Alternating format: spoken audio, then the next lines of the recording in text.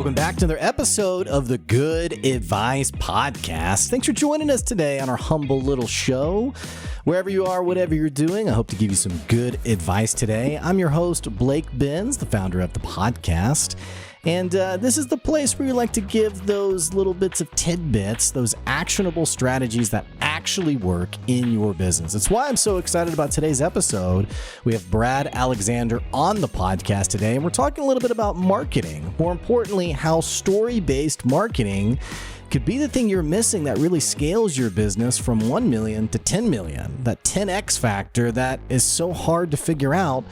I love talking marketing on the show because it's something that can be so ambiguous and vague. It's like, what the heck is good marketing? Well, we're going to break down marketing into the simple steps that you can be doing already today in your business. All that and more is on today's podcast. But before we dive in, let's hear a word about one of the amazing businesses that sponsor the podcast. Stay tuned. We'll be right back. You know that feeling at 10 o'clock at night when you finished a long day of work and you're trying to figure out all the financials of your business? Well, the good news is you don't have to be an expert in this space. You got to just know who is the expert to call. That person is Steve Lay with Equity Business Solutions, and he does business bookkeeping services better than anyone else I know. By not only helping you manage your books, he can also be the expert to help you understand your books. On top of that, he also handles payroll for businesses and really takes the worry and stress of managing all of these things so that you can focus on running your business well. So what are you waiting for? Stop wasting time trying to understand all these elements of your business. Call Steve Lay at Equity Business Solutions and he'll show you the value beyond the numbers. Go to equitybusinesssolutionsllc.com to find out more. Brad, it is so great to have you on the show today, man. Thanks for joining me. Yeah, absolutely. I'm glad to finally be here, I guess. We've been talking about it off and on some, so good to talk. It's always funny, like when you make the small talk before you hit record and then you hit record and it's like, so how are you? And it's like, well, we just talked about that. Yeah. We just went into detail on it. But for our listeners, how are you doing today? Yes, I'm doing wonderful. Hanging out, working, doing probably a lot of stuff that they're doing, but taking a pause and talk to you for a minute. Yeah. No, I shot off an email to somebody this last week and was basically like, hey, I hope you're reading this email like on a beach somewhere, because people who are listening, some of you guys are, you're riding in your car, you're listening, you maybe you're working around the house, working on a job, what have you, but hopefully you get a little bit of a summertime off. I guess this episode's going live in the early fall, but for us, it's the middle of summer. Yep. It's hot. So hot and muggy and steamy. Yeah. Yeah. Well, let's give the listeners a little bit of a spiel on who you are and what you do. They've listened to the intro to the episode. They've heard me talk a little bit about you. Go ahead and give us just the nitty gritty of who you are and what you do. Yeah. So I run a small marketing agency called Clarity Creative. Website's clarityalwayswins.com. We work primarily with founders and owners who are in that space of like, hey, we're growing.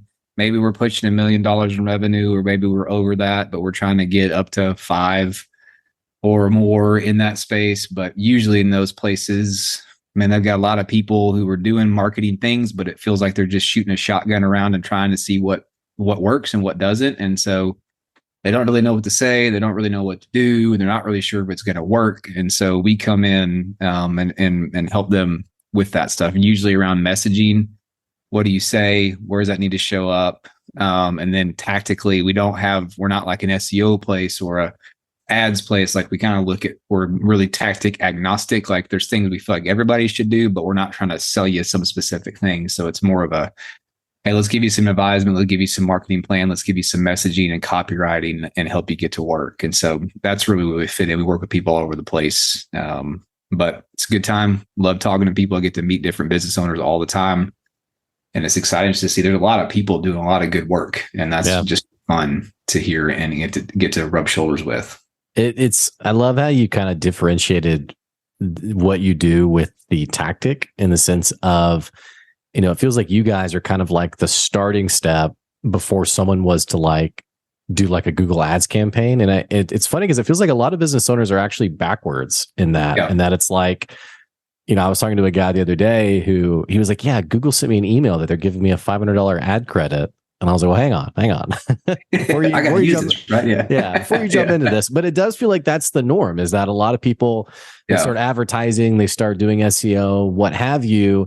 And it kind of reminds me I was looking for someone to help me with a Google ad campaign. This is probably 3 or 4 years ago. Yeah. And the guy who I was trying to hire actually talked me out of hiring him. He was like, well, like, what do you sell? And like, I explained it and he was like, okay, yeah, but like, what does that mean? What do you sell? Right. Yeah. What is that though? And, I was kind of like, well, that's, I don't know. Let's put some money in this Google ad campaign and see what happens. And he was like, right.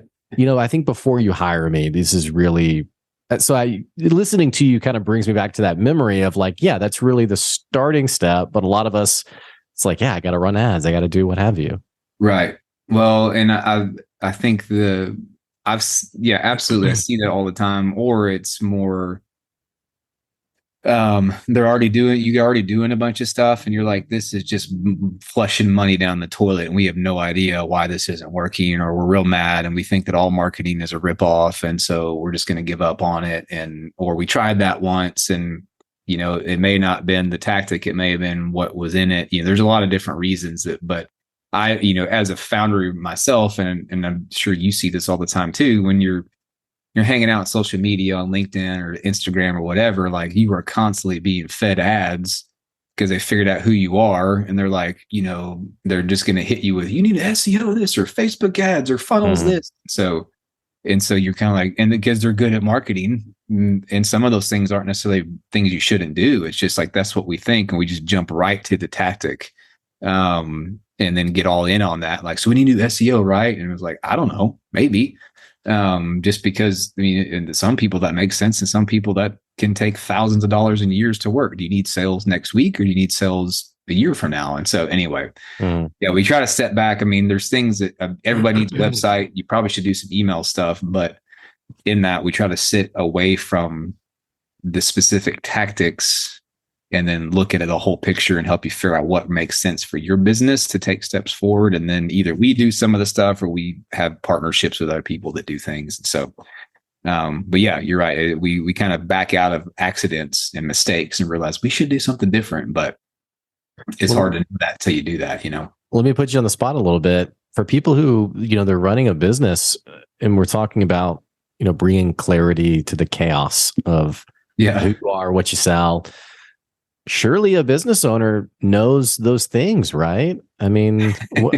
What's going on? What's the deal with all the chaos? Right. Well, when you have a business and a product, especially if you're the founder, whatever it is, if it's a local, you were like a local dentistry or you invented some software or whatever it is, like you are insanely passionate about what you do.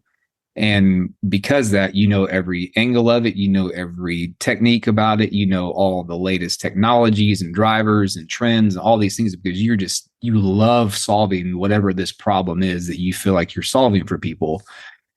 The problem with that is that I kind of make it this way. You're like at a level 10, like you're driving a Ferrari down the Autobahn in Germany. And you come in and you want to start telling people about what you have to sell them, and they're on the on-ramp on a tricycle. Yeah. And you're like, and they're like, what do you do? You're dumping dump trucks of stuff that's way too much. It's over their head. They're kind of at a level 1 and you're operating like a level 8 or 9. And we forget we got to step back because people just don't understand or care, honestly, as deeply as you do about what you do. They're just trying to get something fixed or get this thing to work faster or get my tooth, repaired or whatever it is. And instead, so a lot about it as an owner, but you don't really know how to talk about it simply to people because you're just so passionate about it. And so anyway, usually people will be like, hey, so what do you do? And like the standard answer that a lot of people, well, it's complicated. Or you ramble on for 30 seconds and people have that glazed look in their eyes and you've lost them. And that's where we kind of help people get out of that and feel better about answering the question. Yeah, it's a great insight because I think it is true. We are so passionate about our businesses. It's like I was talking to a customer of mine. We don't really play in the marketing space, but Sure. we were talking about a sale she was trying to make, and I was like, "Well, walk me through kind of how you make the sale." And she was talking about like all of her services, and it's like, "Here's how it works, and here's what it looks like." And I was kind of like, "All right, we need to dial this back a bit because your average customer." I love the analogy you use because this is so true. Is that we pour our blood, sweat, and tears into our respective businesses, and then we kind of expect people to be as interested as we are committed in hearing about what we do. It does feel like it creates a lot of chaos in the marketing world for sure. Yeah. Yeah. So in the middle of that, like the other analogy I'll use is sometimes like we come preloaded with all this information, and it's kind of like, you're opening up that one closet where you stuff everything. When you're trying to clean the house up, and like that's what you're like, everything I have is right here. And so somebody opens the door to that and they're like, oh my God. And they just they don't know where to go. They don't know where to look. They don't know what to, and so instead of you kind of handing them one thing at a time at a pace that they can understand and digest, it's hard to do that when you love what you do so well. And I mean, it makes sense because like you're not just trying to win sales and make money. Like you really care about what you're doing, in which the passion just always accidentally bleeds over into over information. Speaking about the closet, we have it. Ours is lovingly called the crap closet. Yeah, because there's so much stuff in it. But if you were to ask me, like, well, can't you like get rid of a lot of that stuff? My answer would be no, because it's so much like it's either like niche, like a niche thing, like, oh, I need this. Like there's maybe like a backup cable for my microphone. Right. I may need that once a year, but I have it. Right. So it's like niche things like that. And then like some sentimental things, like we have like our kids' like first blanket from the hospital, like things like that. Yeah. But like we call it the crap closet because it's a whole bunch of crap. There's just so much stuff in there. Right. And it does feel like for our respective businesses, there's all these things that are, so passionately important to us, but for the average customer, it's like drinking. What's the analogy? Drinking from a fire hose. Yeah. I'm real bad with analogies, by the way. That's okay. It gives me a hard time. Anytime I drink it from a water fountain. No, that's not it. Yeah. Anytime I tee myself up for one, I start to like internally sweat. Yeah. Now, another part of your business though is sort of like this art of storytelling, right? I know you're a certified story brand consultant.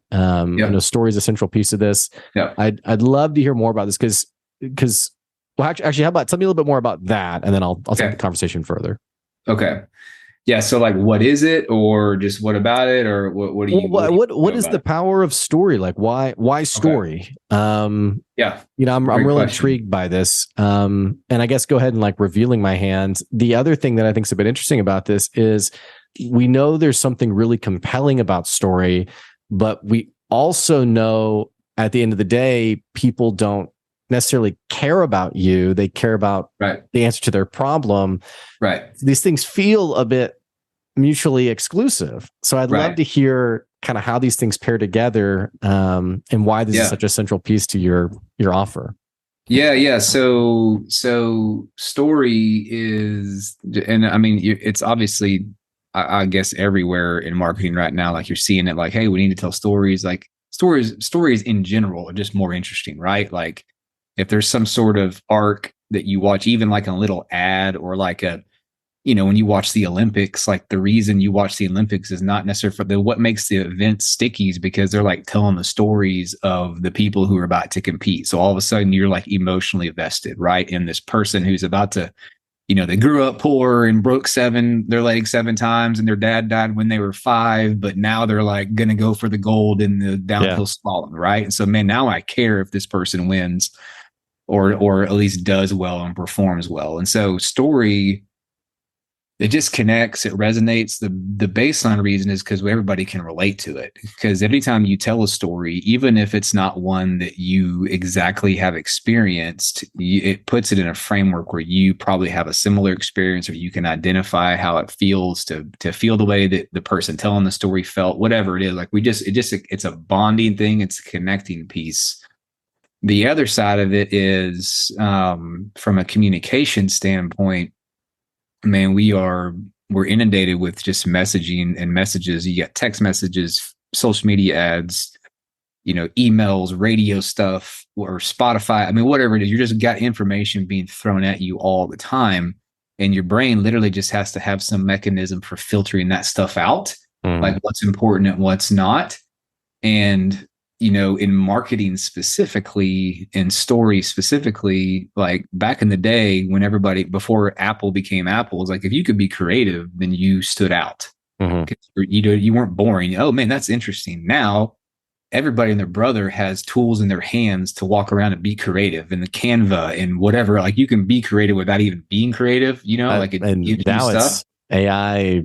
Right. Exactly. AI create creative things for you. Right. And so creativity is kind of the norm now. It's like it's everywhere, but clarity is not. Like you might see something and be like, that's interesting, but you don't understand it. And so people don't care about that anymore. And so where story comes in is, I think on average, the brain daydreams about 30 to 40% of the day. Like it checks out and starts to daydream because I'm listening to this guy talk on this podcast. He seems really boring. So I'm going to go over here and start planning my grocery list. Okay. Then he said something that matters to me. Now I'm locked back in. Like it's just a way that we don't have to think. It saves energy.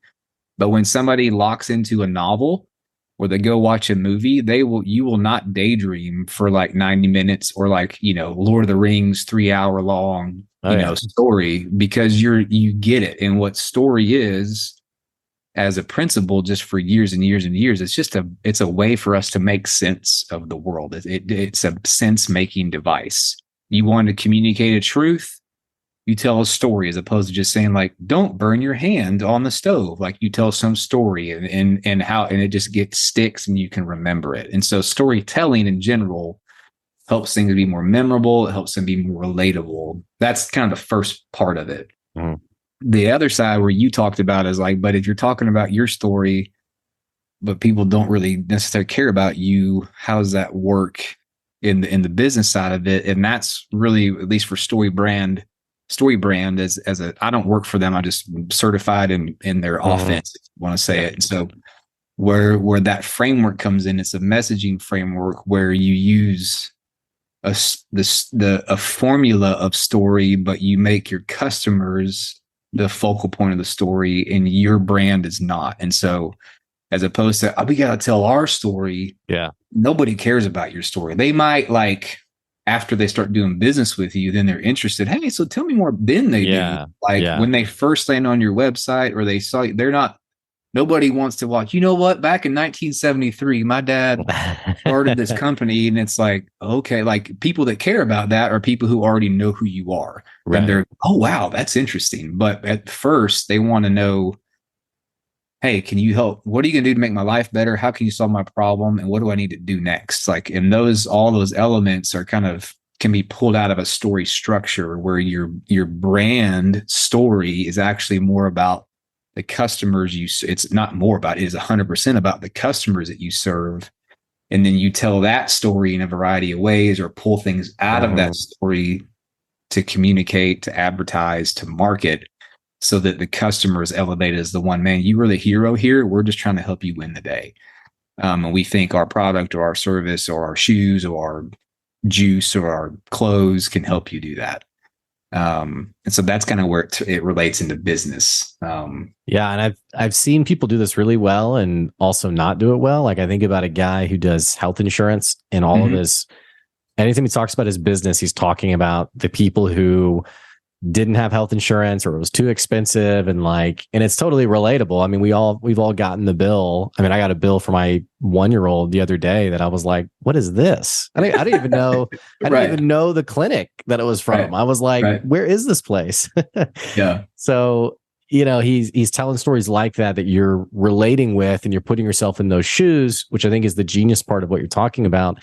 But then I was on a call with a guy, this was a few years ago, where I can't remember what he was trying to sell me, maybe like SEO or something, but he got me on the phone and he said, hey, do you have a few minutes? And I said, yeah, sure. What's going on? And he said, well, hey, I want to tell you a little bit about us. And then he actually started telling the story. He was like, yeah, we opened up in 1995.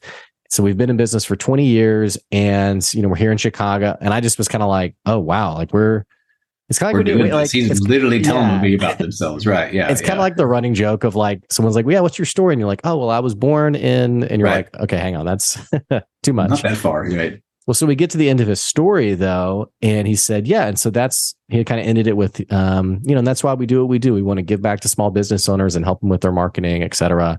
So would you be willing to talk about those services today? And I said, and I really wasn't even his customer anyway. Like I wasn't even interested in something like that. And so I said something like, yeah, man, I appreciate you calling, but I'm not really that interested. And he was stunned, oddly enough. Really? In fact, he responded with, well, and he had a customer that was a mutual friend. I think that's how we got connected. Okay. And I said, well, let's give it a few months for him and I'll check in with him and see how satisfied he is. And then if he's satisfied, we can take the conversation farther. Well, he didn't take that well. He said, well, did you hear my story? Like we've been in business since 1995, and started kind of rehash the story again. Right. And I just was funny to me because I was thinking like, this guy's it's not clicking for him. Yeah. That the story isn't compelling. He's not asking you where you're having issues or what problems you're trying to solve or any of that kind of stuff. Right. Right. And it's kind of like those messages you get on LinkedIn where they inbox you with like the long paragraph of like everything about them. And then they end it with like the buying signal or the selling signal of, and I think this would be perfect for you or whatever variation.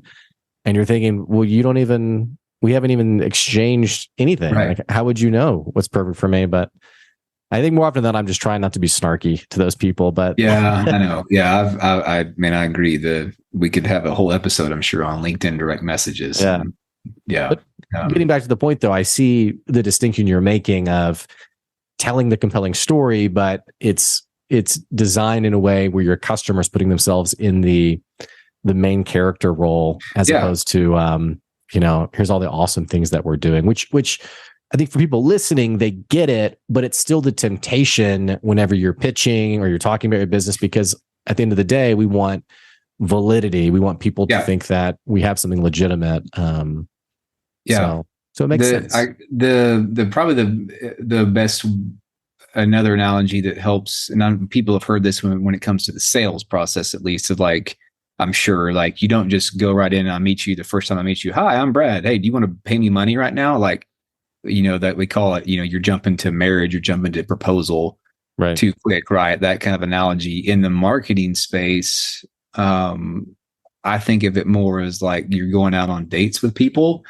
And imagine if, you ask a girl out on a date, and you're going out and like you get there and she literally just brags on herself the whole time.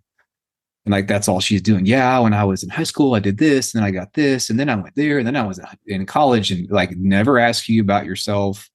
And everything is just literally talking about how great she is, how awesome she is, how long she's done this or where, like, it's like, I mean, great for you.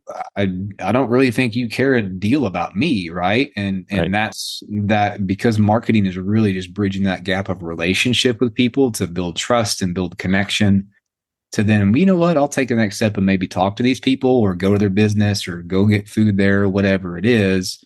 The first place is really just, if it's all about you, then it actually ends up coming across like you're insecure, which is weird because it's creating the opposite thing of what you're trying to do. Like, we're trying to prove that we know what we're doing. Right. But the worst way to do that is to always talk and say, we know what we're doing.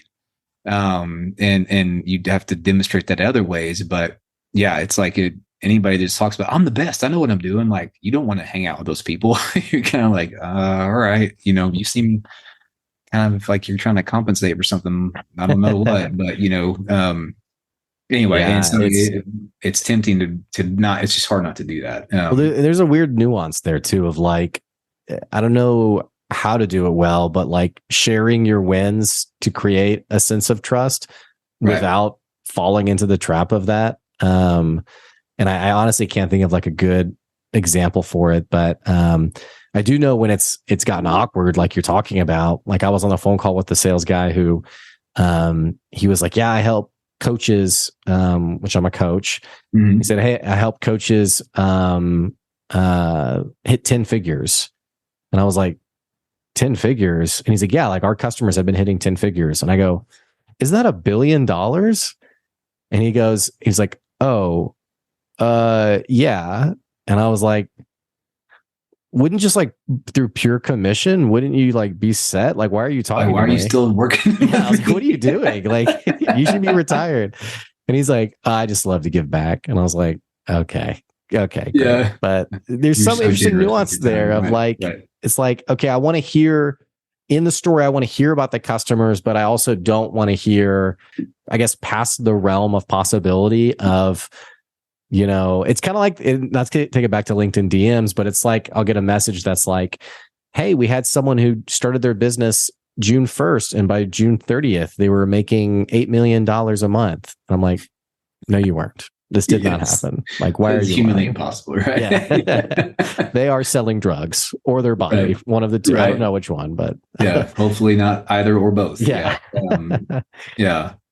Well, yeah, and I think that's where, um, to fill in that gap, I think that I've seen case studies for people that kind of, and we just don't call it a case study, but it's like, hey, here's how we help this company get from here to here. And like you if you want to see how the process we took them through or see how it happened, and you're very transparent, like we've helped these people win. Here, you can check this out, and let me tell you how we did it. And again, you're talking about a win that somebody else got. You played a role in it, obviously. But what you're really revealing is just kind of how you work in the middle of that. So you're still showing that you have authority, that you do know what you're doing, but it's not just like it's not a bragging statement. It's here's how we helped somebody get what they want, like you. And again, I guess there is some copywriting nuance to that, or messaging nuance, or just general human tact for sure. Like you're saying, like, I think you could have said that a little better, that comes into it. But anyway, yeah, no, it's a hard balance. Like I can help you. I'm trying to help you see that, but also, I don't know, you don't just lead with that, I guess is what. Yeah. What is it about this that like marketing in general that like excites you, like gets you doing this? Like, is it like because I think about stories and I think about, or just marketing in general. Yeah. There is a creative side to it, but I'm assuming there's kind of I don't know if it's unfair to say like not math, but like an analytical side to it, right? Of like, yes. I say this, and I've seen this overdone where someone's like, I was in a meeting with a guy who he was like, yeah, I never say save your spot, like purchase now to save your spot, because save leads to this. Instead, now I say secure your spot. So he got to the point where I was kind of like, okay, maybe you're kind of over wordsmithing this. I don't know, but right. Like what part of your brain does this scratch? Like why do you why do marketing? Yeah, no, that's great, man. So what for me, what it's become a playground of knowing that there's principles that will work universally for everybody, like at a high level, and then doing the problem solving in the middle to figure out how it works for their situation and to help them achieve it, if that makes sense. And so it's kind of like, I have again, there's a general recipe of some things that most people that we work with just aren't doing at all. Like, even though we're tactic agnostic, like, when I say tactic agnostic, what I mean is like, I'm not trying to sell you HubSpot. I'm not trying to sell you SEO, but like, I am going to tell you, you need to be emailing people. And I am going to tell you, you need to have a website. And I am going to tell you that you should probably, get reviews from, like, just some kind of fundamental things, how you do it, what tool you use to do it. Man, I don't care. But there's some things that most people aren't doing well or consistently in general. And that in this realm of where we seem to be able to help people get a lot of lift. And so anyway, but where it scratches the itch is just, man, it's the problem solving aspect of it. It's okay, let's see this work. And also there's the flip side of it is, man, there are like so many people literally that just are really freaking good at what they do. And they're just Like if I told them to open up an email software platform and load it up, like their eyes would glaze over. They want to crawl in their hole and take a nap, you know? Yeah. And which is, and so, but I and my, like, we like that stuff. And I'm like, oh my gosh, man. Like I have a client I consulted with, and we kind of are off and on depending on like as far as if I'm on with them for a while or not, just kind of as an advisement side of things. But because they'll take it and run with it and then bring it back in, back and forth. But man, they're a software company and a service kind of combined. They literally had 57,000 email addresses that they had collected from just cold outreach stuff that were, and about half of those would be like, they weren't all sales. They were like, hey, not yet, not now, but we like what you offer, that they were just sitting on for like years. And I'm like, and like, it's those kinds of things that you get so busy doing other stuff. I'm like, if you will literally email these people with like helpful things and whatever, like you will like double your income. Like it just happens. And so and so that kind of stuff, I see the potential for it. I see them get fired up about it. And then and I mean, again, I'm kind of joking about, well, I'm just trying to give back to people. Like, I just like seeing people who are doing good stuff, like be more successful and come in and play a part of that. And when we can help other people make a lot of more money, it's just fun. And it's kind of validating on my end too, because I'm like, sweet, okay, we do know what we're doing. and it kind of becomes personal. Like, I think we can figure this out. I think we can do this. I think we can do this. And we just kind of take that energy and put it into play for people. So I don't know. I just enjoy that aspect. It's like a constant cycle of solving problems and figuring out why something worked or why. But to your point too, sometimes it is just like, there can be times that like a subject line will make all the difference, or 3 words will make all the difference. Usually for the audience that's probably listening to this, it's more like you are just ridiculously inconsistent, or you're just not doing it. If you get to the level of like, should I use this word or this word? That's because you have thousands of people landing on that, and you're trying to get an extra 3% to take action. Should you put that on your website and you're making $500,000 a year and you're just trying to get a few more pieces? I don't think it's going to make that big of a difference. Like, is it save or secure? Yeah. It's more like you are like trying to run ads, get people to check out, and we need to move that by 5%. That's when those kind of things will make a difference. But anyway, I think that's a great insight for the smaller business owners who are listening in is, and I'll balance this, or I'll ground this, in, it was something on LinkedIn. And this is coming from the guy who has like bouts of like week-long inactivity on LinkedIn, but sure. I don't remember the context. I just remember reading the post, but it was someone who was like, giga following on LinkedIn, what have you. Yeah. And it was like, how did I become successful in LinkedIn? By posting regularly every day. How did I convert this to this much revenue every year? By posting on LinkedIn every day. How have I had this % of repeat customers by and it literally everything was by posting on LinkedIn every day. And I think you have a great insight there in that a lot of what I feel like the conversation goes towards is it's those kind of scaling conversations that the average business owner really doesn't need to care about because they haven't mastered consistency. Like, I have people who ask me about starting podcasts, and they're like, well, hey, so how do I, and they ask for like that big macro strategy for growing their podcast. And I'm like, dude, literally, if you can just post an episode once a week, like you're already like way past 97% better than everybody else. Yeah. Yeah.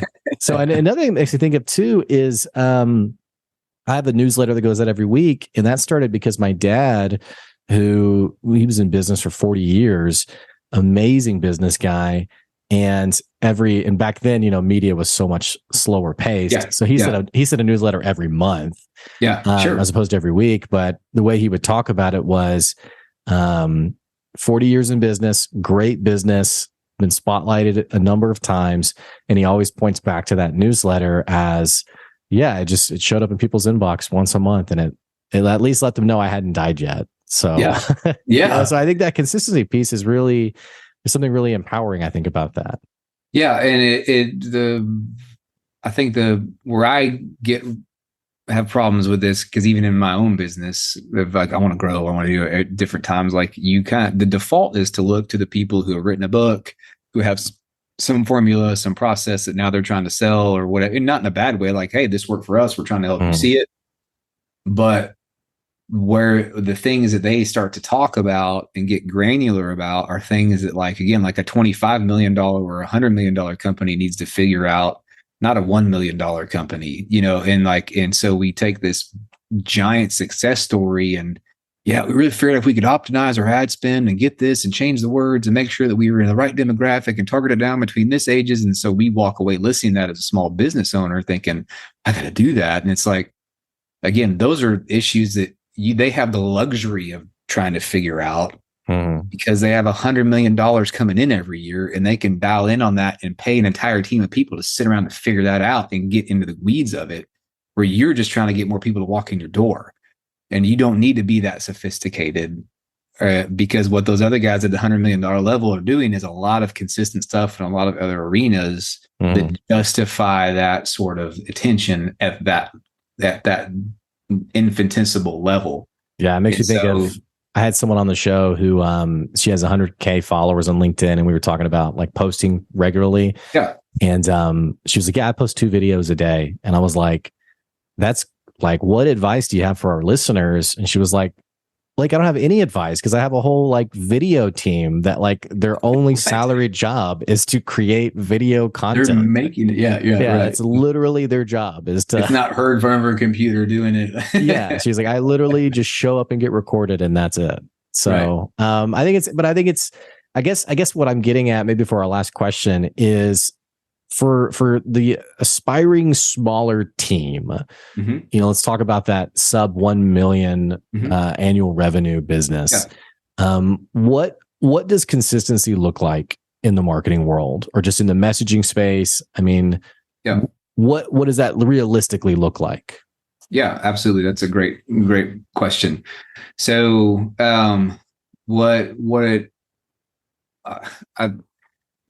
there's a place I want to get to. I want to say this first. It fits into it, and this may not seem strategic, but it really is like, if the first thing is that you need to go through some sort of internal process together to make sure that everybody that works for you, if somebody says, hey, what is it you do, that everybody literally has the same answer. Yeah.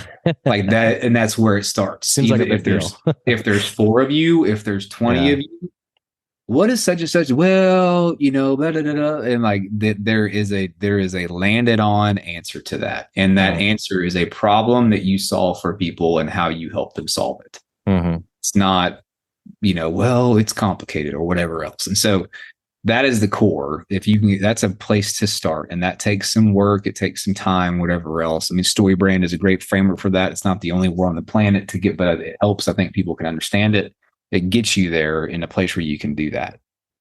From there, after that, what I would say is you definitely need to, I would say, make sure that your website reflects that same answer. And so that that's just and that's not consistency. That's just fundamental, because theoretically, if you're emailing somebody, talking to somebody, going to a networking event, posting stuff on Facebook, at some point they're going to get curious and be like, oh, who are these people? And they're going to go to your website. And so you don't want that to like look like a train wreck. Oh yeah. Or, I kind of joke that, man, I feel like I have so many conversations with people that like when you have, like, you've got kids that are small and they're just stuff all over your house, and somebody shows up to your house you don't know they're coming. Yeah. You're like, why are you here? Oh my gosh, I'm so sorry for the mess, right? Like you got to apologize for it. Like, that's how so many businesses talk about their website. Hey, I'm sorry. You don't need to have that anymore. Like, it's true. I get like the Google email that's like the analytics, and it's like, this is how many people visited your webpage this week. And I'm like, oh gosh, oh no. I really want that to be 0. Like, right. I'm so embarrassed. Right. And so anyway, so if you can kind of both those things unify your team, and they just give you confidence so that when you're represented well. And so anyway, if you can get those 2 things there and set up well, then literally the 2 things I would say that you need to do is you need to start getting email addresses from people and email them at least once a month, maybe twice a month. If it's customers, keep in touch with them somehow, like with something that's helpful, something that's interesting, out in whatever it is, so that they remember, like you said, like that you even exist.